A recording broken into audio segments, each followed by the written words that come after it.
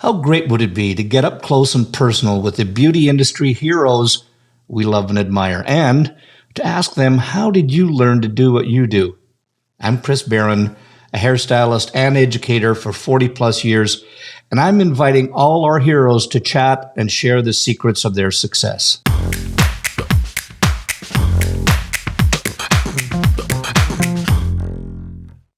Well, welcome to Headcases, and I can't tell you how special this particular podcast is for me, because I had not met over an extended period of time, spent any real quality time with this person, but I really got a chance to meet with her. And I have to tell you that, give you a little bit of insight, she is a Wella Global Top Artist. She's also a member of the Ulta Pro Beauty Team, or the Ultra Beauty Pro Team, to give it that correct title. She's and also a Hairdreams Ambassador. She is a session stylist, a celebrity stylist, a runway stylist for New York Fashion Week. And she's worked on films for projects like The Hunger Games. Talk about spending absolutely no time at home. She is a former Intercoiffure Color Council Director for North America. She's been the recipient of the Leo Passage Award for Education Excellence, Intercoiffure's Icon Color Award, Wella Industry Ambassador Award. She was the first one to win NAHA Master Hairstylist of the Year. She's been the Haircolorist of the Year 2 years in a row. She has been the PBA International Icon of the Year. Wow, there's a one that really set you apart. But here's what I love mostly is, most importantly, she's a down-to-earth, a beautiful human being inside and out. So let's get into this week's head case, Sonya Dove. Sonya Dove, I can't tell you how excited that I am to have on you. I've admired you from far. We've said hi to one another. Yeah. We've passed each other in the dark. But I just feel an absolute privilege that I get to have a one-on-one conversation with you. So welcome to Headcases. Thank you very much. And actually, what's interesting is, as soon as I saw it was you asking me, I was like, oh my God, I got to find out what he's up to. So it was quite mutual, actually, because you're right. We pass each other.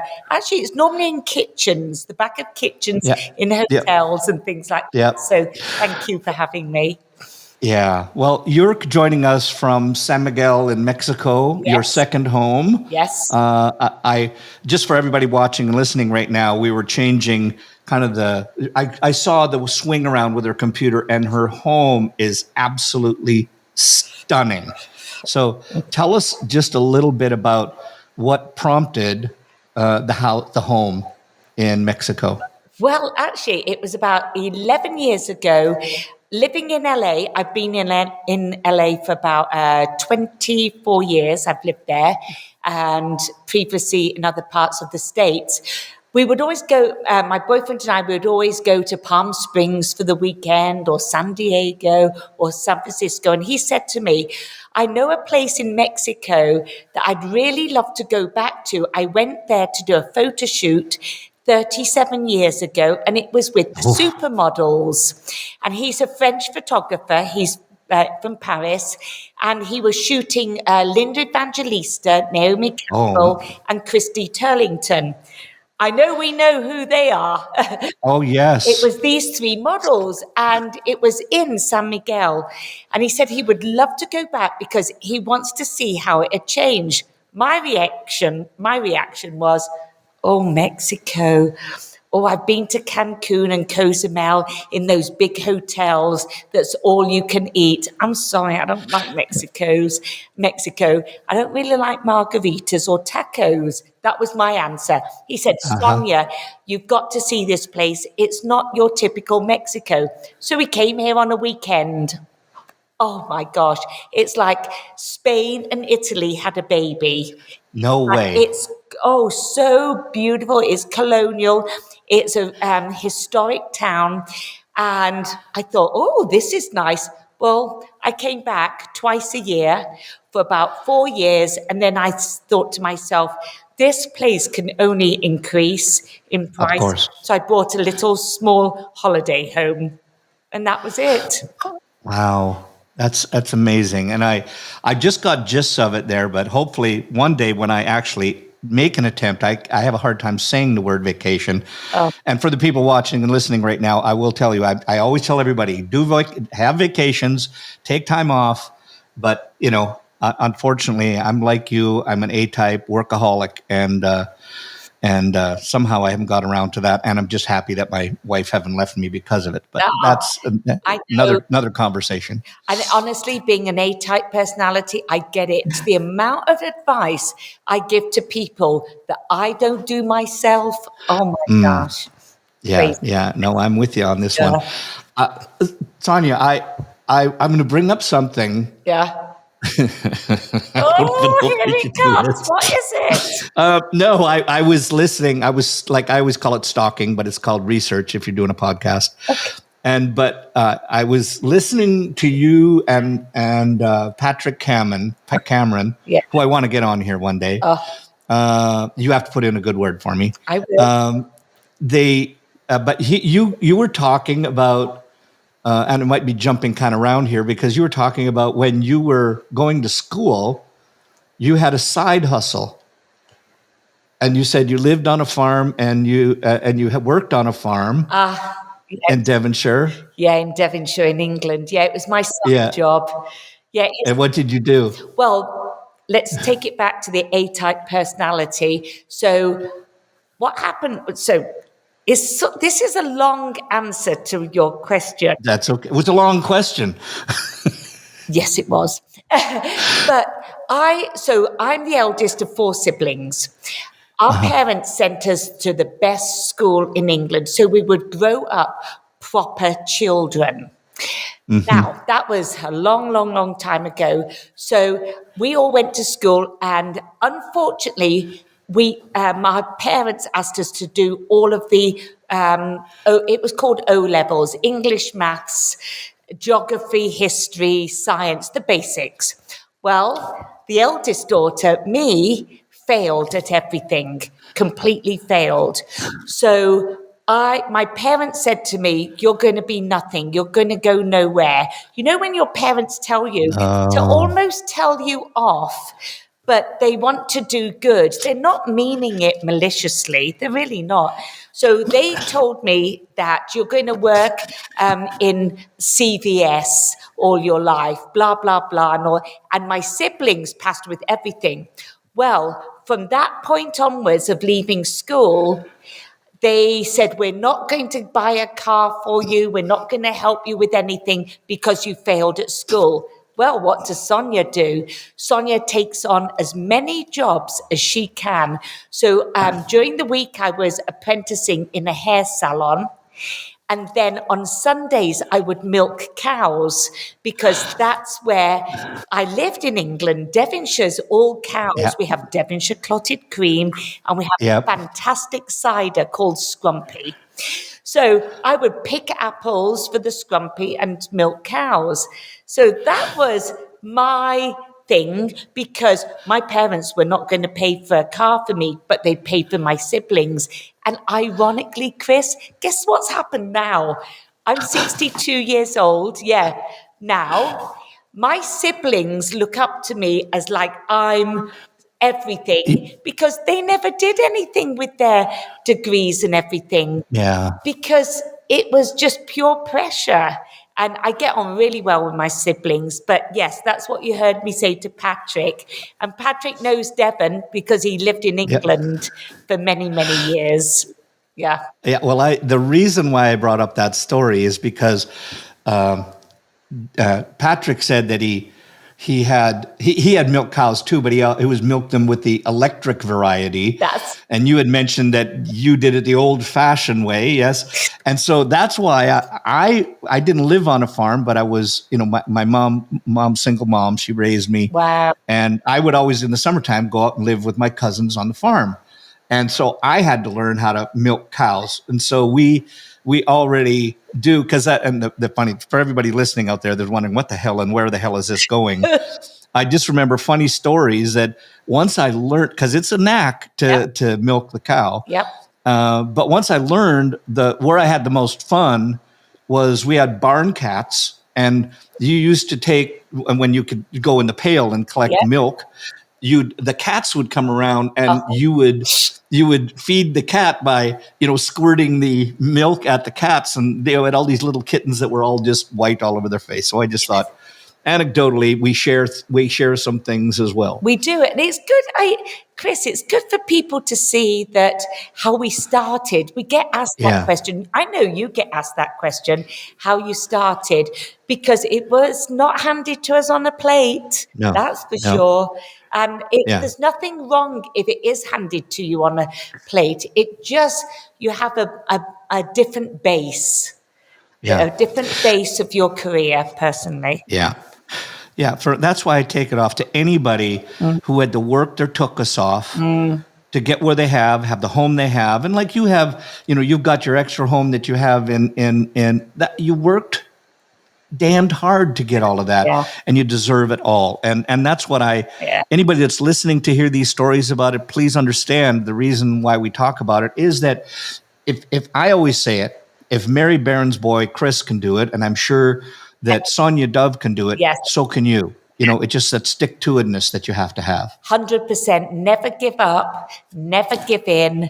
Or even if you have the worst bad day, just know after having a bad day, it's only going to be better. Yeah. And a bad day sort of grows you. I've had a lot of bad things. Not in the career-wise. I've had the most wonderful career, but my personal isn't the best. But I don't think we can have everything in life. It's either one or the other. I know friends of mine that have a great career, a great personal life, but they're not happy with their career. They're really not. Yeah. And I think that's the way that we always talk about in our industry, and especially like yourself, you're in education, and we always talk about mistakes and how they're okay. But yet when you're making a mistake, it just seems like you did a really screw up and you just feel, terrible about it. Yet, and whether it's 1 day, 2 days, 3 days down the road, all that emotion that came up and the fear that we had, et cetera, was never quite as dramatic as we felt in our brain. So, it's anybody, if you're making a mistake, just celebrate it and move on. Get out there. Yeah. And I'll be the first one to go, you know what? I tell everybody to do it, but I still have that emotion that comes up, but I have to remind myself on that. 100%. In fact, it's so funny with what you just said is I just did a big show 4 days ago, and nice big show and everything. And we had it planned to do reels of the models and show them up on the screen. Mm-hmm. So because we couldn't have enough time to color all the models on the stage. So we did all this planning. Lo and behold, when I walked on stage, it was 3 days ago, that there was a storm and the internet was down. So no reels could be played. It was like everything that we planned just went out the door. The window. And that's now. Oh my God. That's now. So you just have to roll with the punches. And the funniest thing, and I'm certainly not giving away anything on how many. Well, I will, because I want to talk about it later. You just went through 40 years in the industry, and I want to talk about that after. But we never had that before, so you just had to roll with the punches. And I think that's the thing that I really got out. And for all the people that want to get into education now, what I love is that they can. There's hoops that that they might have to go through that we didn't have to go through, because I kind of fell into everything and it kind of landed in my lap. Just because I won a competition, they said, "Hey, you want to get on stage?" And I went, "Duh." It was thought I could teach because I won did an okay haircut. Yeah. But what did you fall back on? What did you do that somebody who was relying on that ordinarily might have just went, "Oh my God, I don't know what to do"? What did you do in that situation? I made a joke of it based on me, not a joke on anyone else. I said, gosh, all that idea that I had of doing reels so you could see the color working. I said that I would put them on my Facebook or into my social media later, which, to be honest, Chris, I've got such a backlog of that. And I did say to people, it won't be soon, but they will be up there eventually. And I just owned up that, you can only do so much and it go. And then I just described every color step by step on the stage Yeah. to Yeah. the audience. I just made the best I could of it. Yeah. Well, and that's all they're asking for, isn't it? Yeah. Yes. Yeah, so It is. first of all, if I stammer at all, I'm just a little bit in awe right now because I've always watched your work, and you are so good at what I have, and I mean this sincerely. There's a lot of people in our industry who I love and I adore, but sometimes there's a taste level that I go, your work's amazing, but it's not my taste. And it's subjective. It's subjective. I get that. Subjective. But I think that there's across the board, there's a taste level like you and Antoinette and Chris Sorby and come on, just like you all have such amazing taste levels. Wow. So I think that first of all, take off my hat to you. And I think that's why I've always been such a big fan, because all the work that you do, you can just do. I watched you do one little thing where you had this blonde head of hair and it was just a nice little wee haircut and it could have been worn down flat, but you just took the front and you kind of zhuzhed it out and you did the same in the back and on the sides. And I went, that made the haircut. It made the haircut, but it all came from your eye. Where did that come from? How did you develop that? Wow, gosh. First of all, you're telling me something about myself that I was not 100% sure about. And for you to put me in the category of Chris Sorby and Antoinette Beanders is like, oh my gosh. Where did I get the eye? Do you know what? I'm not 100% sure. Maybe it's personal. I'm trying to figure out the answer, and I'm sort of delving into myself. I do like a particular thing myself personally. I don't like to go second best. Christopher Dove, who I spent most of my lifetime with, being the Doves, he had an amazing taste. Amazing taste. So maybe I've taken some of that, but I think it's personal. Like you said about my house earlier, I don't think anything of my house, to be honest. It's a little place in Mexico, but I did everything in here myself. So you're making, maybe I was born with it. I don't know, Chris. I'm going to throw it back at you. I really don't know. But I do like a certain thing. I like class. I like elegance. The things I'm drawn to, like nice, feeling nice in the touch, looking nice. I don't know. It certainly isn't my parents. I'm going to own up to that one. My poor little parents, they were not very fortunate. They were very, very poor. So it's not mum and dad, but I don't know. I kind of wonder, because I'm hearing this in you.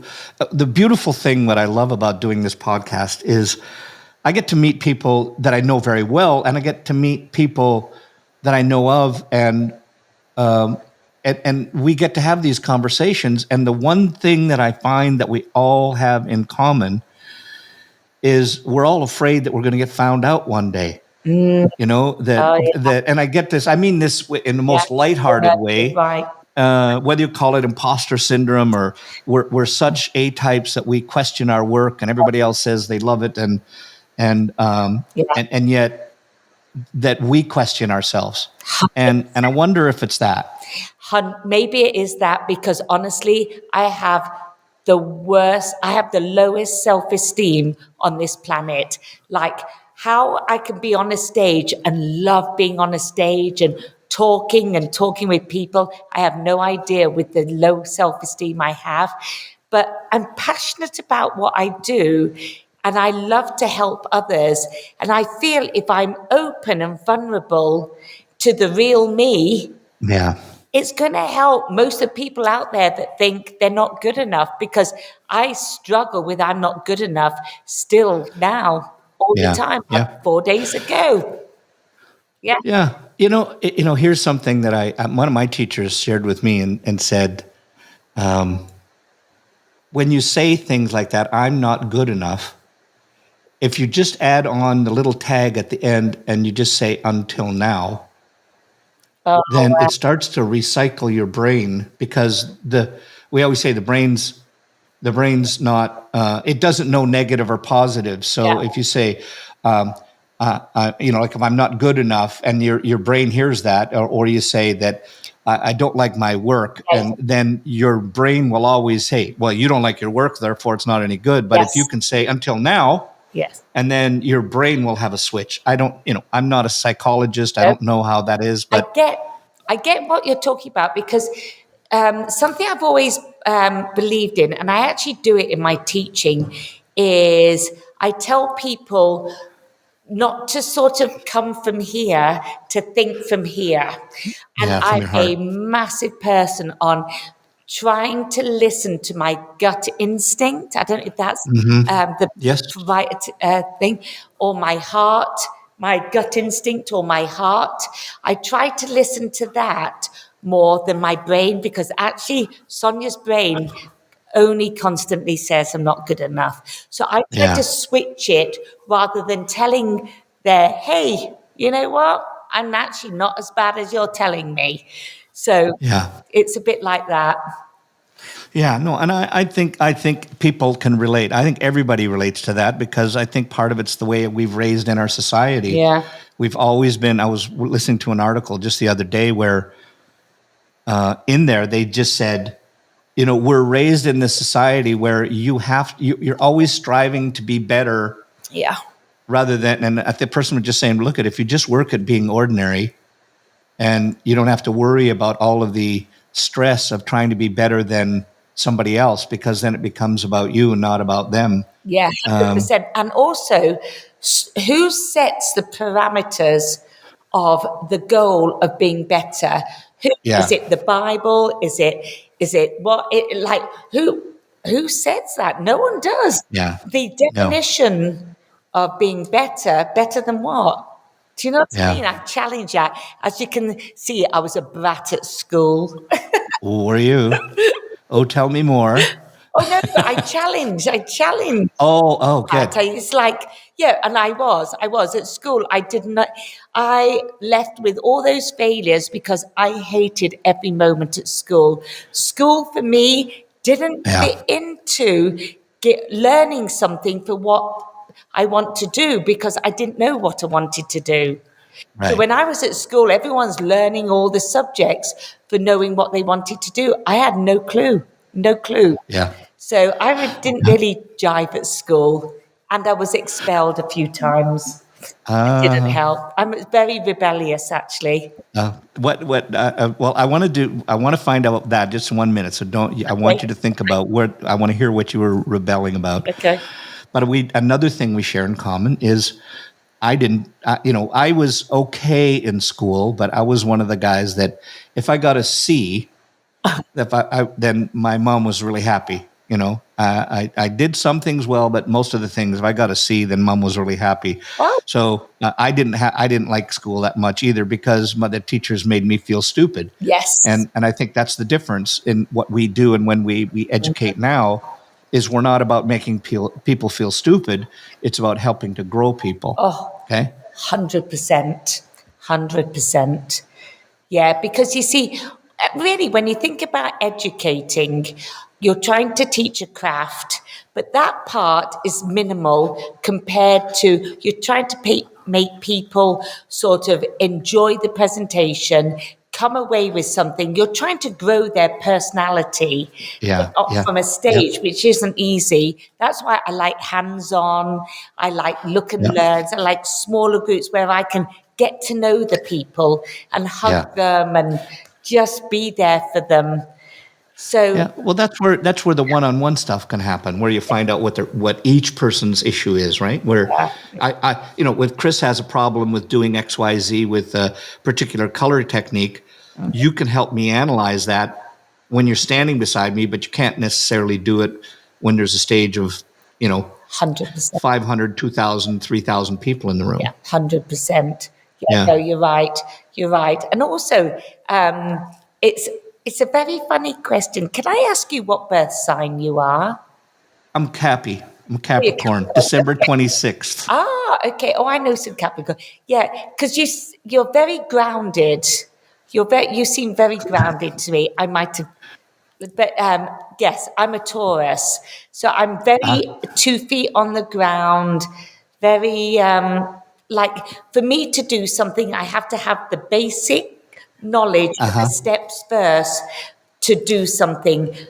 That's why Christopher Dove and I got on very, very well as a team in the industry. He was a visionary, and I am not a visionary personality.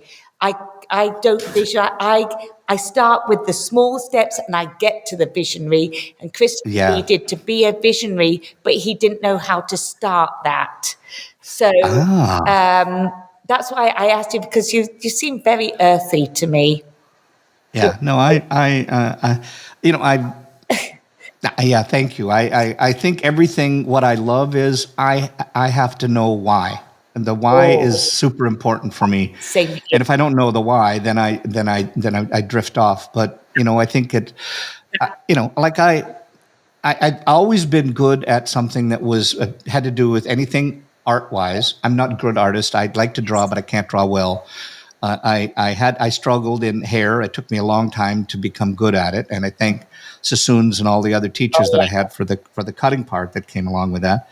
But my point is that everything else that I do, that I've had to, if you find me grounded in understanding brain, understanding heart, understanding those things, that's just from, I pay coaches to help me, because I don't think you can't do it on your own. I mean, yeah, you can Google, but nobody can help you personally one-on-one unless you have a coach. And I pay a lot of money for my coach, and I love writing that check because we learn so much just from having somebody else tell you what you do and you don't want to hear. Yep. Yeah. Oh no, I fully agree. Fully agree. Yeah. As you have your coach, I have my sort of, let me say, my little community of friends. Some are in the hair business, some are not, that coach me when I'm just struggling. But yes, I think as humans, we need other humans. We really do. It's not insular for sure. Yeah. And listen, we've just met formally. What's it been? 26 minutes ago. But also understand that I've also feel a real close connection to you too. So if you ever need anything from me, talk, whatever, just know that the line's open. Know it's there for it as well. That's very nice. Thank you. Thank you. I appreciate So that. I wanna jump into a little bit more on you. I want to know, you're also a part of the Ulta Beauty Pro Team. Yes. So sorry, go on. No, what I was just saying, I want to know, I mean, and I'm not going to be able to remember everyone, but my friends that I love on that team, like Sean Goddard, Michelle O'Connor, Daniel Kieslings, Nick Stenson, and others that are on there. It's, first of all, I think when I first saw it, I went, ooh, we always think of egos in our industry, and when you pick a whole bunch of egos and you put them together. But I know a lot of the people, there's not an ego amongst them. So what's that like when you guys get together? Well, it's pure magic, I can tell you that. And it was Nick Stenson's idea. And I remember I was one of the first ones he approached the idea to, because with Nick working for Matrix and the House of L'Oreal, he knew the others, but he didn't know if a Wella person would be interested. So he said about the idea, and I thought it was an amazing idea, but I did say to him, I don't really think it's possible, because I don't think manufacturers would let a whole group of people, because we've got the House of L'Oreal group that you just mentioned, and then we've got David from Kenra, I'm from Wella, Actually, that's pretty much it, Ken and Wella. But I didn't think the manufacturers would allow it to happen, and they did. And it was a genius idea. For Yeah. me personally, when I approached it to Wella, they were a little bit like, they were interested, but they couldn't get like what I want, why I want to do it. The reason I wanted to do it is I've been with Wella for 41 years this year. Long time. I've been hairdressing 45, and I wanted some freshness in my life. Yeah. And so that's what I love about it. Being around them all, doing photo shoots, shows, campaigns. We do lots of things. It's new energy because I don't work every day with them because they all work for different manufacturers, and I love them to bits. Especially my sister, Miss Danielle Kiesling. And I don't say not real sister, sorry, sister, like friendship sister. We're very, very good friends, and I really love it. It's a genius idea, and it keeps me enthused by being with a younger team because I'm the eldest out of them all, and I love being with young people. Young people for me are everything. This episode is sponsored by the Salon Associate Accelerator from trainersplaybook.com. Are you struggling with the time and cost of associate training? Do you feel like your salon is running you? We'll get your associates on the floor, all with 90% less time from you, so you can get back to building your business. Get them world-class design, finishing, color, and client care skills they'll use every day for the rest of their career, while you focus on realizing your vision. Go to trainersplaybook.com and get the Salon Associate Accelerator. And now, back to the show. Yeah. And you know, I think there's just such talent there. And I even remember, and I'm going to kind of mix two subjects together here because I love, I love and hate in our industry how we label everything, like you're labeled as a Wella person. I'm labeled as a Redken person. Yep. And then at one time when we traveled, you really didn't even hang around together because it was all competition. Yep. But I think at the end game, we forget that we're just bloody hairdressers at the end game. We just want to learn and we learn from one another. That's, we're attracting, we're doing the same, we're competing with the same thing that we're trying to get. A person that goes to a Redken audience will go and sit in a Wella audience because they're going there because either they love the product or they love the artist or they've seen and know the work, etc. But isn't it a shame in our industry how we're labeled by that and we're not associating with one another because of that? 100%. And for me, Nick broke that mold a bit by putting us together. So he, for me, is a visionary, huge visionary. Yeah, and absolutely. To do that, because I remember when I started telling some people, they had like, you're working together, and then the double was Ulta. They say, I'm going to say it as it is. Yeah. And believe it or not, they have salons in all their stores. So all their stores have salons, but it's the salon at the back. It's retail at the front and the salon at the back. And they are like, they're doing well. They're trying to figure it out. A lot of hairdressers don't like Ulta. I understand it. I understand. It's like the sweet business. The Republic, the Solar. A lot of salons don't like the sweets. But the thing is, you've just got to embrace it all because it's, you've just got to stick in there because at the end of the day, it's the same as what you just said. We're all hairdressers. Yeah. That's it. Yeah. And when you look at if you look at, when you have that amassed talent that you have with the Ulta team and you and Sean and all the other teams that are on there, and also doing photo shoots that you can use for PR. Obviously, it works for PR, but it also works for the artist, for the company, for but your own, there's something about it.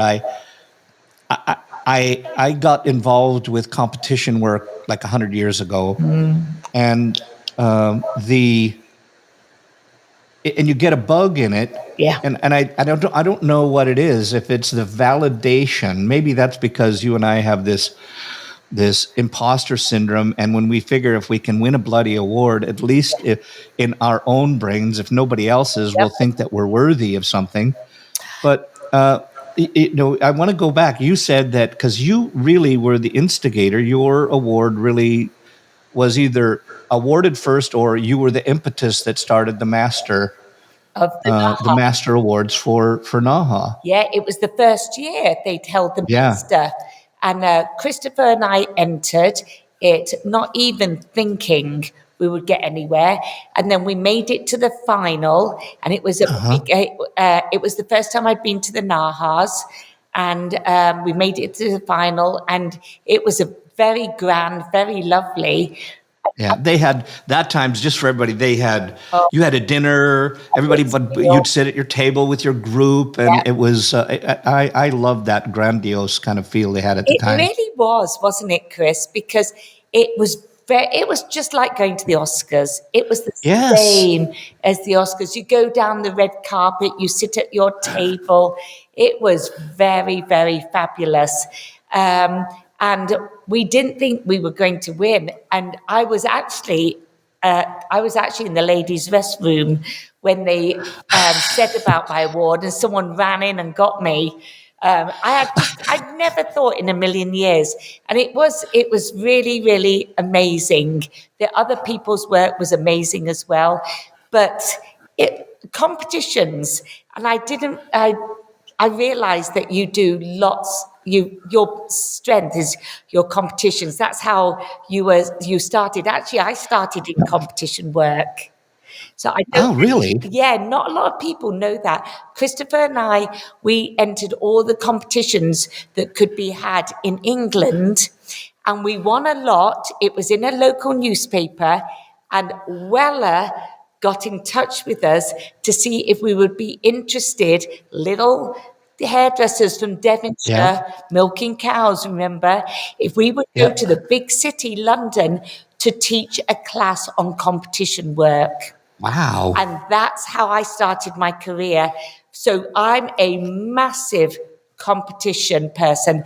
And sorry, I'm a big talker, Chris, but it makes me realize that you were saying about having an eye. I Yeah. think it's the competition work that refined my eye to get hair looking like, so it undulated, it flowed, it had a beginning, a middle, and an end, and all of that because I'm a competition freak. Yeah. We were talking this isn't rehearsed, but we had a little conversation before it all started, and we were talking about this, and I was I'm going to bring it up again, and for those people watching and listening right now, I was saying how I was the first person to win, and I this is not a brag thing, but I was very honored by it. But I was like you when we had in Canada. I think they started NAHA first, and then, or no, I'm sorry, I think they had the Canadian awards first, then they had NAHA. That's right. And I was the first person to win the Canadian Hairdresser of the Year. Yeah. I'm going to be real clear on this one. I just saw it was a competition, and we had always been doing kind of photo work for our salon so we could hang our pictures up on the wall. Yep. And I was a wacko when it came to cutting at that time. I just came off all of my Sassoon stuff, so I can remember on one of the photographs I entered, and none of my collection, nothing matched. The hair didn't relate. It wasn't a collection. The only thing that happened, we had one photographer, John Hoadley, was out of our hometown. But I remember I had this one girl with a really square jaw and a really big nose, and like she had been boxing at one time, but she wanted the wackiest stuff. So I did, like, her hair was blue when nobody was doing blue hair at that time, and by the way, I did color at the time, but I don't tell anybody. Gets my fingernails dirty. But I did this haircut where it was like cut straight across the hairline and then down and then steps cut into this bob. Oh, And we thought it was really cool. But my work nowadays, it wouldn't even make the they would just go scrub that one. It would go to the side. But I think that's the evolution that you go through when they first start. You don't know, and you just do what you do. and remember, you did win. So there was something in that made you a winner. Yeah. Even though, believe me, I look back on some of the things I've done, and I'm thinking, what was I thinking? But at the right time, it's there. Do you know, time and place? Yep. Time and place. It's always a big factor. It really is. Yeah. Yeah. And I want to just jump back on that because you were talking about but you and Christopher and your awards and the working together, et cetera. And first of all, I just want to say congratulations, because I think it was end of last year you had your 40th year in the hairdressing industry, yeah? Yes, 40th year with Wella. With Wella? With Wella. So it was my 40th year with Wella. And then I've been 43 years hairdressing. In hairdressing. Well, congratulations. Yeah. And when they did that article, they... inside there, and there was 40, I think it was 40 questions from Sonya Dove on her 40th year with Wella. You really research. I just love to know about our people in our industry. I think that's not, if you know the people in the industry, you get to understand who they are, what they've done, you grow. Because I think that there's things that have been done in the past that I still copy. I still talk about this all the time to people. I said, if you want to learn how to do something, take somebody who you love their taste, copy their work, learn from what you learn from the copying, and then make everything your own. But just like a guitarist, you've got to learn how to do the song original before you can riff on it. And that's what I always tell people. I learned competition work from copying Trevor Sorby, Anthony Mascolo, all my hair heroes, and I would make changes to it, Yeah. But I want to jump back because we both like to talk, and it's been an amazing conversation. But I think that where I want to go with this is that I love how in that article you talked about. That you were talking about heartache, and you were talking about how one of the biggest heartaches that you had was when Christopher left Wella.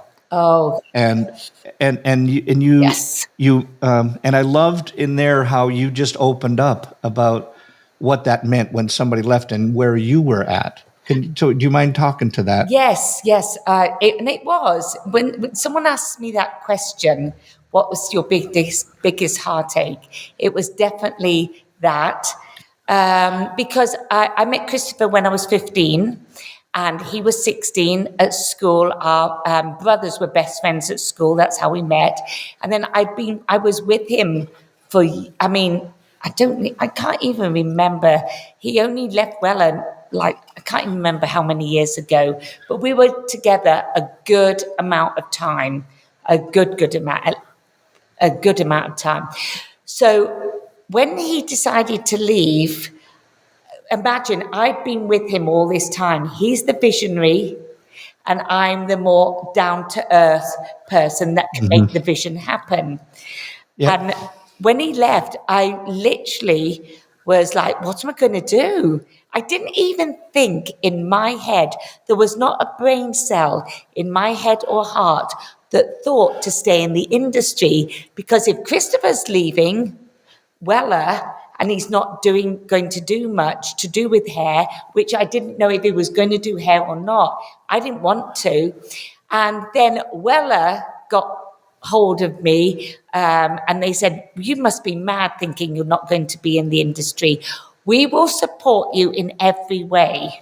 Wow. They honestly, Chris, oh my God, it was such a eye-opener for me, that the support I had from them to help me build me up, because I'm not going to build myself up because I'm not that sort of person. Right. So when I got asked to do my first show, It was a big one. It was the behind the Oh, chair.com right. show, that colour show that Mary Yep. does.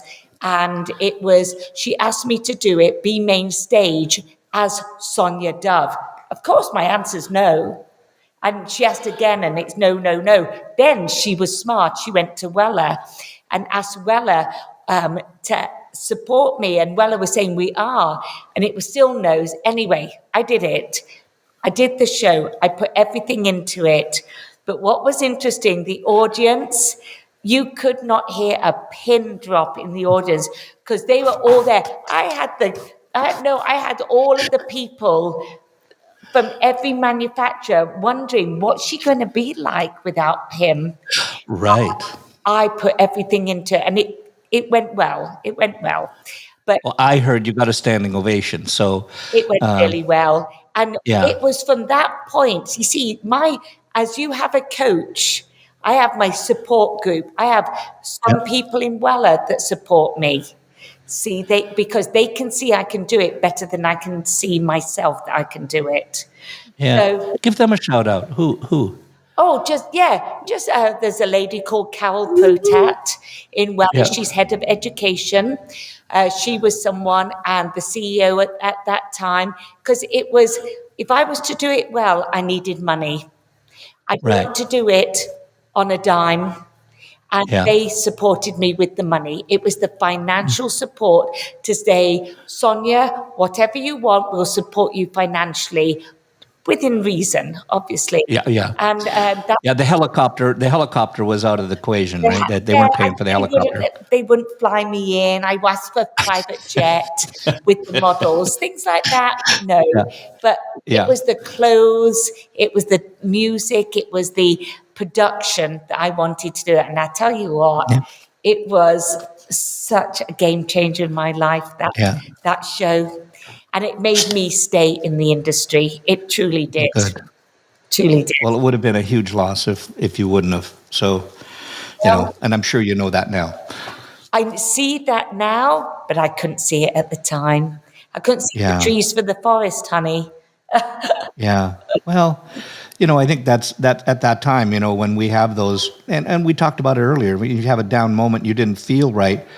I think sometimes you have to just have that success and know you can do it, and that's what keeps you going. And then that's one thing I really super believe in it. And we do it in our team. Just we have a very small team that a part of our fuel group, but also even in the bigger groups that we have, celebrations are something that's really, really important. So I hope that you've been celebrating what you've been doing and the successes you've had, because that's what keeps you. And for anybody listening, the reason why we're talking about this is if you're there and you're doing a great client and you succeeded on a haircut, or you did a great balayage, or you made a great sale, or on whatever that might be, is the more that you celebrate that win, your brain will let you take a bigger risk later on down the road, and then that's the way you grow. You're not afraid to do the balayage. You're not afraid to ask for the sale. You're not afraid to do the wee haircut that looks amazing that you didn't think she'd want, but that's exactly what you came for. And that's why I say to you, I so admire you that I hope, and my wish for you is that you learn to celebrate when you do something well. Well, actually, you just shocked me because I don't think I've ever celebrated anything I've done. And how dreadful is that? I think that is so bad of me. And now, from this moment forward, actually, I'm going to start to celebrate some of the past things I've done. I always nitpick. It could have been better. Yeah. It's that. But somebody saw what they saw. It is what it is. It is what it is. But you're right. You need to celebrate, because then you're getting the brain accustomed to celebration that you're good. Yeah. Oh God, thank you for that advice. Checks in the mail. Okay, good. Well, I take payments in red wine, so over the mail, a bottle's better than a glass. And I like the good stuff, something over like $4.50. Oh my God, You crack me up. You crack me up. Oh Lord, listen. I want to just to talk to you now because we just hit on celebrations. What was your proudest moment you think you had in your life? It was that show.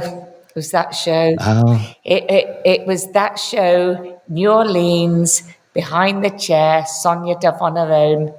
I was high on that show energy from the audience for at least 4-5 months. And then I yeah, got magazines wanting to interview me. It became this whole thing. And even though I didn't celebrate it, everybody celebrated me, even though I didn't yeah. celebrate it personal. So for me, that was such a high, such a high. And then I think another quick one was moving from England to the United States Ah, in 1994 permanently. Sad, but happy at the same time. in what way? What was it? What way was sad? Leaving my family, leaving all my Oh, family, friends, because it was just Christopher and myself that came over, and no one else is in the United States. They're all, both of us don't yeah. have any family there. So that was the sad part, but the career choice and a couple that really, when I think of someone that really helped me along, like you have a coach, is a couple called Shelton and Linda Ogle. And Oh, they were the ones that brought Christopher and myself over to the United States. And then is that the group that are they the ones that had the Ogle schools yes, in Texas? yes, Oh yeah, yes, yeah. yes. So Shelton and Linda are like mine and Christopher's parents. Ah, They're pure family. They did the green card. They brought us over. We lived with them for like months and months. If it wasn't for Shelton, Linda and Ogle, Christopher and Sonya Dove would not be in the United States. I have wow. so much to owe to them. Big into Coiffure members. And Christopher lives very near them in Dallas, Texas now. Interesting. Interesting. So listen, the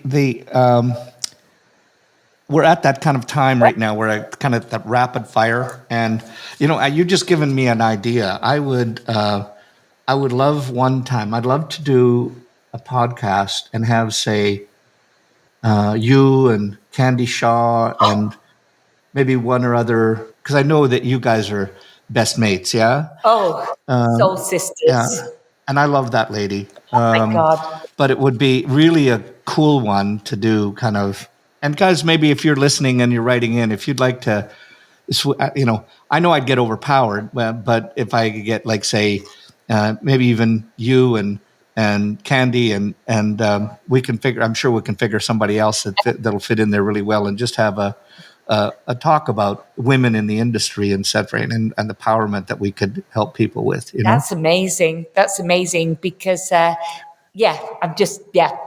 I got a lot to say about that. But another person, Sharon Blaine. yes Blaine is Candy and mine. With the three of us are very good yeah friends. the trio Yeah, the two. love it. Yeah. Okay, so we're at Okay. rapid fire time. Just first thing that comes to your brain. If it's sort of like I always watch. You can tell the mentality that I have because I'll watch game shows and they'll say just if you can't just say pass. But Okay. so here, what I know that you're a huge in creativity in the creative process. What turns you on in the creative process? Oh, gosh. Okay. I don't know. How awful is that? What turns me on in the creative like Well, when it maybe just to be the vision, what, seeing something come got to it. life. Yeah. Like I'm a visual person. I start to seeing something come to life. Yeah. And if when you're stuck in that, when you're in that creative process, or you're trying to get into it, what stifles it for you? Oh, myself. Oh, My own self. I'm my own worst enemy. Picking at it, it's not good enough. Who wants to see that? I've done that before. Someone else has done that before. Brain. yeah, yeah. I was going to ask you, but I know that I can. I'm going to ask you this question, and I'm going to answer it. Oh, you are? Yeah, Okay. because the question, and you can just tell me if I've got it right or wrong. Is the question was event or a show that you loved? The first one comes to your mind, but it would have been the one that we just talked about, where Yes. you first gig on your own, standing ovations, etc. Yeah. Yes, I feel I can remember it here. Here. Oh, yes. Tell me what in life as a whole, what do you love the most about life? It's so unpredictable. I love it keeps you And what do you dislike about? Oh, no, go ahead. it keeps you on your toes. Unpredictable. You can't And predict it. what do you dislike about life as a whole? I don't dislike life. It's a funny, I can't answer, I really don't. Even if it's something bad, like, even COVID, got something out of it. Do you know what I Yeah. mean? So I don't really dislike life. I dislike some things, but that's out of my control. Yeah, and I probably should term that. It should phrase that term better because it did sound a little weird, even at No, coming out of my brain. no, it didn't. In the industry, what do you love? What do you love most about our industry? People, people, people. And what do you dislike about our industry? Nothing. So It's a damn good place, isn't it? it is. I'm blessed and grateful for it. Yeah.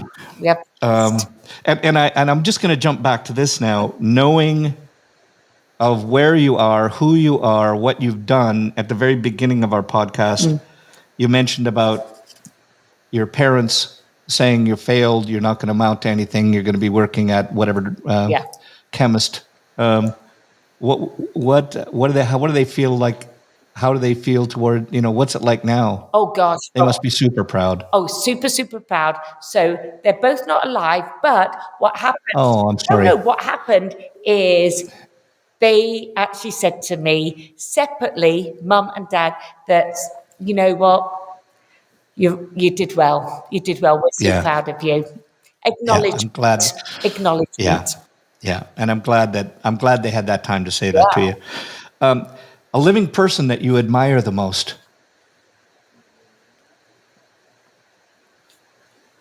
Madonna. Why? She's such. I mean, I can see it, Yeah, but she's what such is a about it? Or rebel.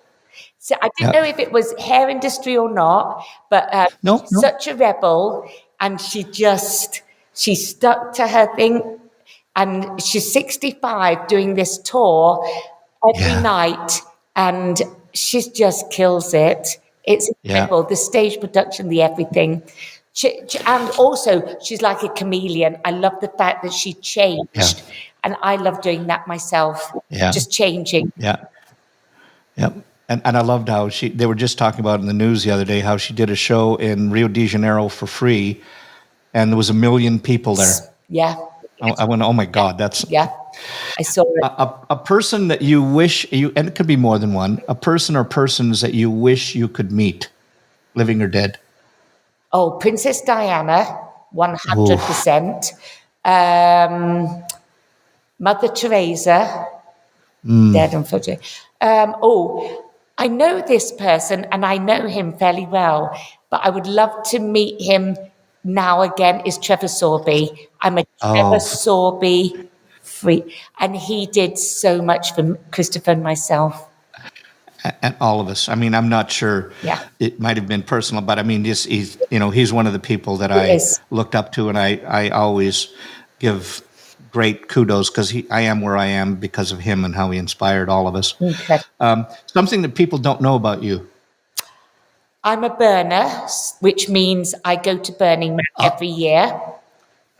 I have trophies before I was a hairdresser because I was a champion of backstroke swimming in England, in the Wow. south of England.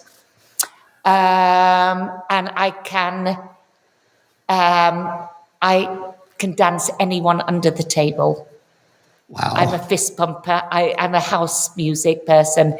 And if someone Love wants to it. challenge me for a dance off in time, not how you dance, I, Just that time. time, I I can go dance forever. Gotcha. forever. A month off, where would you go? What would you do? Oh gosh. Well, Stay at home and do nothing. Just a yeah. month. Which home? Which home? The one Mexico, where you're at now? Mexico. Mexico. My challenge is time. So a month Yeah. off sounds wonderful to just be. I'm with you. Just What's your greatest fear? oh, skydiving. I don't like heights too much. Me neither. No. Yeah. Favorite curse word? FUCK. Ah, there you go. And it always sounds so elegant when you just spell it out. Yeah, ta-da. Ta-da. Your favorite comfort food? Oh, steak. I love steak. I Oh, love meat. we can be friends. I'm a big meat eater, huge meat eater. Steak Medium rare? How do you have your steak? rare. Rare. I'm going to cook you a steak one time. One time, because that's one of my specialties. Oh. So that we'll make that happen one day. If you could change one thing about yourself, what would it be? Low self-esteem. I'd like to not be so hard on myself. I'd like to understand that I'm not bad. Yeah. Do you think you could start it now? Yes, actually, I'm going to celebrate after we've finished some of the career things I've done because I've never ever celebrated them. Okay, come on, pick one. Pick one. Pick one. Pick one. We're going to celebrate it right now. I celebrate being with Wella still, being their Okay. global creative director. Good. Right hand up in the air. Big yes on 3. Here we go. 1, 2, 3. Yes. Yes. Yes. And if I may say, Chris, I don't know, but it's a full moon, it's a new moon today. And so it's very important to do celebrations. So thank you for that. There we go. Okay, good. What's your most? I'm wondering if it's behind you on the couch, but your most treasured possession Oh, yes, it's Bella. is Bella. Love it. Bella, I'm talking about Yeah. you. For those of you if you're listening and not watching, Bella's a dog. Yes, she's a dog, and she's half Pomeranian, half Chihuahua, and she is the most fantastic temperament you've ever had. This dog is insane. Well, it's so amazing to have a Chihuahua, and she's been out there the whole time and hasn't barked once. She never barks, Chris. She never Really? barks. She only barks if the doorbell goes, but she Gotcha. is lovely. She's lovely. Okay, here's another one coming at you. Something in the industry you haven't done yet. I don't know if that's possible, but you want to. I haven't done a lot of editorial photo shooting for like Vogue, like the big editorial Gotcha. campaigns. I've done the movies, I've done different things, but editorial, and I've done runway hair with Eugene Solomon, but not editorial photo shoot campaign. Wow. Yes, that's a wild one. Here's a wild one. Tomorrow you couldn't do hair. What would you do? Oh, I would do something to do with mentoring people. I would have to do something with people. So I would still keep it up. Do you know what? I know what I would do. I would What? go back to what I originally wanted to do at school. I would go and study to be a nutritionist. Oh, wild. As long as they tell you not to take steak out of your diet. Remember, it's a dietitian eats everything, a nutritionist eats it. Yeah. There you go. And I'm going to leave you before I give you, I have one thing that I want to ask you here, but before I do, if people want to get a hold of you, book you, do something where you go in to do one of your seminars with them, how would they do that? How would they get a hold of you? How would they get you to come in? Okay. Like you can DM me on Instagram. I look at my Instagram a lot. I'm more on Instagram than the Facebook. The Sonya Dove is my Instagram. Or they can get hold of me. I can give you my phone number. Well, I think that, let's get them deep. I don't want to give the world out your phone number. Oh. Let's just say just DM you, and that you also have on your Sonya Dove website. They could get a hold of you there, right? Oh my gosh, yes. You can get hold of me through my website. My brother Yeah. did my website because I didn't have one, and I never think to say about my Yeah. website. I'm sorry. Yeah, Yes, and my guys, if you website. haven't been to her website, you should go on it. It's beautiful. Thank you. So here, last question. If you had one wish for our industry, what would it be? For people, for our industry, okay, no, well, this is the first thing that came to my mind. For people to understand this industry is the best industry in the world. But that's not for people that are already in it. But if you are already in it, just know you picked the best career, the right industry. It does not get any better in every facet, in every way. I love it. I feel like I'm going to be one of your. I'm already a fan, but I'm going to be one of your new best friends, whether you like it or not.